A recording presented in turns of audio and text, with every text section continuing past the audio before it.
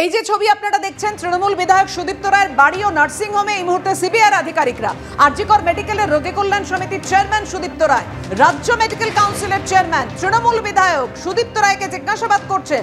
আরজিকর কাণ্ডের তদন্তে সিবিআই রাডারে শ্রীরামপুরের তৃণমূল বিধায়ক সুদীপ্ত রায়। মহিলা চিকিৎসকের দেহ উদ্ধারের দিন আরজিকর মেডিকেলে ছিলেন সুদীপ্ত রায়। কথা বলবো, আমাদের সঙ্গে রয়েছেন আমাদের প্রতিনিধি পার্থ প্রতিম ঘোষ। পার্থ, জানাও আমাদের, আমরা সরাসরি দেখতে পাচ্ছি যে একেবারে কেন্দ্রীয় বাহিনীর জওয়ানদের নিয়ে গিয়ে হাজির হয়েছেন সিবিআই আধিকারিকরা। কজন আধিকারিক রয়েছেন এবং কোন কোন বিষয়ে তারা জিজ্ঞাসাবাদ করছেন সুদীপ্ত রায়কে? দেখো, তিনজন আধিকারিক সিবিআই তারা কিন্তু এসে পৌঁছেছেন এবং তারা বর্তমানে এই যে জায়গা সিথির মোড়ে, যেখানে সুদীপ্ত রায়ের যে নার্সিংহোম দেখতে পাচ্ছ এবং পিছন দিকে ওনার যে থাকার বাড়ি রয়েছে এবং বাড়ির নিচের অফিস রয়েছে, সেই অফিসের মধ্যে সুদীপ্ত রায় তিনি রয়েছেন।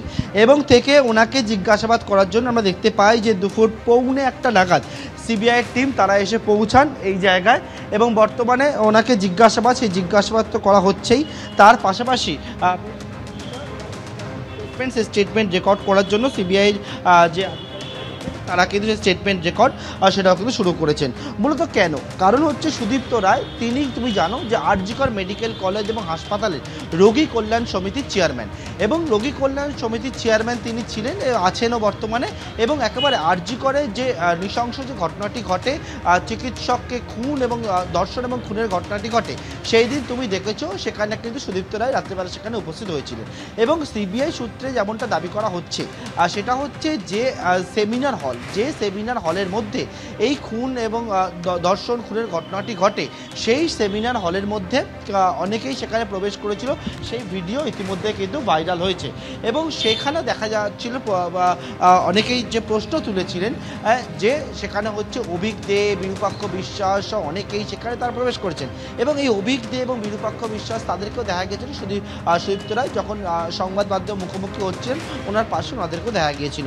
সুতরাং ভেতরে তারা যে প্রবেশ করেছিল, কারা কারা সেখানে প্রবেশ করেছিল, এবং সিবিআই তরফ থেকে বলা হচ্ছে যে দেখা হচ্ছে যে ক্রাইম সিন যেটা রয়েছে অর্থাৎ সেমিনার হল, সেখানে কোনোভাবে অল্টার করা হয়েছিল কিনা সেই বিষয়ে তারা কিন্তু প্রশ্ন তুলেছেন। এবং সেক্ষেত্রে সেই সমস্ত বিষয় জিজ্ঞাসাবাদ করা এবং অনেক কিছু আভ্যন্তরীণ বিষয় জিজ্ঞাসাবাদ করার জন্যই সুদীপ্ত রায়কে তার জন্য সিবিআইয়ের টিম তারা এসে পৌঁছেছেন।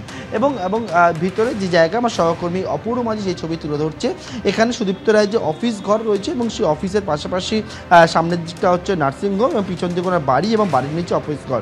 এবং সুদীপ্ত রায় তিনি একদিকে যেমন আরজিকর মেডিকেল কলেজ এবং হাসপাতালের রোগী কল্যাণ সমিতির চেয়ারম্যান, তার পাশাপাশি তিনি কিন্তু ওয়েস্ট বেঙ্গল মেডিকেল কাউন্সিলের প্রেসিডেন্ট, এছাড়া হেলথ রিক্রুটমেন্ট বোর্ডের তিনি চেয়ারম্যান এবং শ্রীরামপুরের এমএলএ।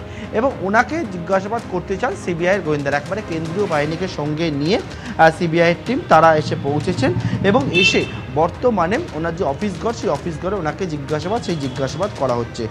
এবং এখানে সিবিআই এখনও পর্যন্ত জানতে পেরেছি আরজিকরের যে ঘটনা সেটায় যারা তদন্ত করছেন স্পেশাল ক্রাইম ব্রাঞ্চের অফিসারেরা, যারা ইতিমধ্যে দিল্লি থেকে এসেছিলেন এবং আরজিকরে এবং খুন এবং ধর্ষণের যে ঘটনা সেই ঘটনা তদন্ত করছেন, তারা কিন্তু এসে বর্তমানে সুদীপ্ত রায়কে তার অফিস ঘরে জিজ্ঞাসাবাদ চালাচ্ছেন। ধন্যবাদ পার্থ।